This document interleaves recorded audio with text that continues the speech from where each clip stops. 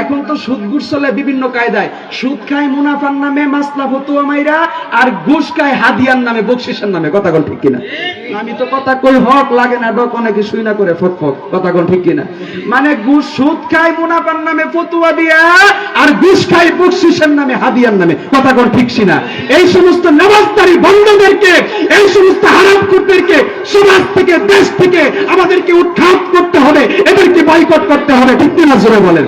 আল্লাহ তাআলা যেন আমাদের সকলকে মুমিন বান্দার পরিপূর্ণ গুণাবলী অর্জন করে, ইসলামের মধ্যে পরিপূর্ণ প্রবেশ করে, তারপর মৃত্যুবরণ করার মতো তৌফিক দান করেন। জোরে বলেন আমিন।